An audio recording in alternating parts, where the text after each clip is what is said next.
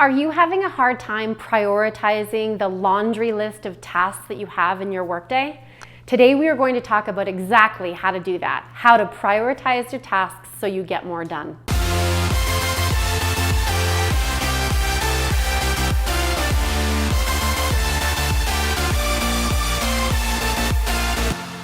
One of the first tools that most people use, and you've probably seen this 2x2 matrix before, is the workplace prioritization matrix. I'm going to show that matrix here on the screen. What this matrix does is it is a way for you to categorize all of the tasks on your list on the two spectrums. The first is that of importance, and the second is that of urgency. In the first quadrant, what we see are things that are important and urgent. Now, those are the things that you would do, okay? Those are the things that you should take your time and energy to work on.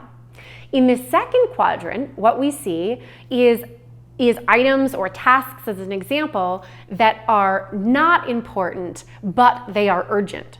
If something is not important but urgent, it's very likely in that case that you should deprioritize it by delegating it to someone else. In the third quadrant, what we see is something that is not urgent but important. That's something that you likely want to do, but not now.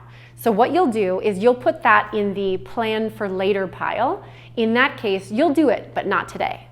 In the fourth quadrant, we see items or tasks, as an example, that are neither urgent nor important. And when we see that, we safely can cross those off the list. This is what I like to call the elimination option, which is to say, if they're neither important nor urgent, we aren't going to do them. The next tool you can use to prioritize your task list at work is this. I call this the de-socialization tactic. But what it is the fact that very often, especially when we work with other people, they will come to us and convince us that tasks they want to delegate to us are both urgent and important. Here's what I want you to do.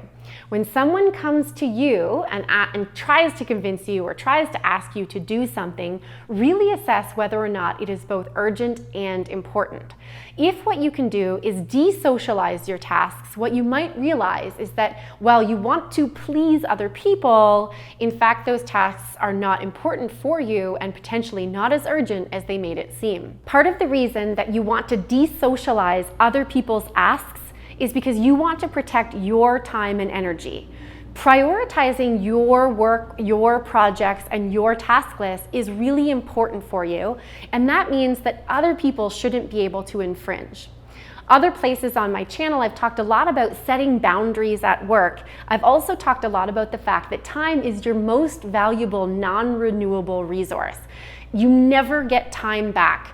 So when other people ask you to do something, think very cautiously about how much time that will take, and definitely do what you can to protect and set boundaries around your time and your energy. Okay, so we've talked about prioritization of your task list at work. We included 2x2 matrix, de-socializing, and reprioritizing yourself.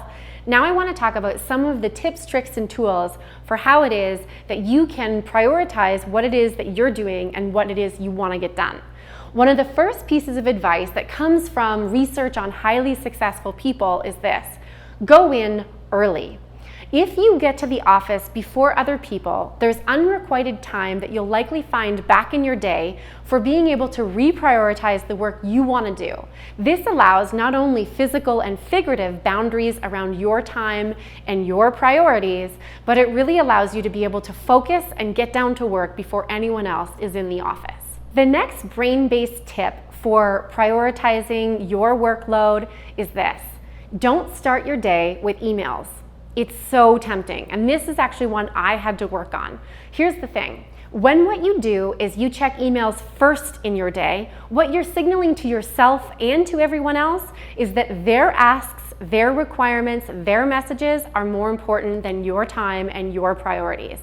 Instead of checking your emails first in your day, start with the thing you want to get done that day. This allows that no matter what time of day it is, you're giving yourself your best time, your best energy, your best brained self to prioritize your task list first. The next piece of advice that the brain science really shows is around setting boundaries at work. Elsewhere on my channel, we've talked a little bit about this, but this includes things like closing your door and putting up a sign. I've actually seen very effectively people use out-of-office alerts to say that they don't actually check emails all parts of the day, so that what you're not doing is you're not allowing other people to continually interrupt you, and you are setting figurative and physical boundaries for how to get your work done. When you allow other people to infringe on your time, your attention, and your energy, you are not prioritizing your own, and that's often where the question of how do I prioritize my workplace tasks comes from, because you're running out of time and energy throughout your day. So, if you want to get more done, this piece of advice is around setting figurative and physical boundaries so people can't just interrupt you at any point during your day. So, we talked a lot about how to prioritize your tasks in the workplace in order to be more productive, some of the brain-based tips, tricks, and tools for how to do that. Here's what I'd like to challenge you to do. This week, keep a list of all the things that you were hoping to get done, and keep another list of all the things that you did not get done. And then what I want you to do is put a reason beside each one of the items that did not get completed throughout your week, and ask yourself if that reason was likely because of others being in your way or distracting you or reprioritizing the work that you do. Whatever the reason is for why you didn't complete the things you were hoping to complete, this will give you much better insight and a leg up for how it is that you can be more productive next week. I would love to help you be more productive and be a source of positivity for you in your work life. Please subscribe, and many more videos just like this one will come your way.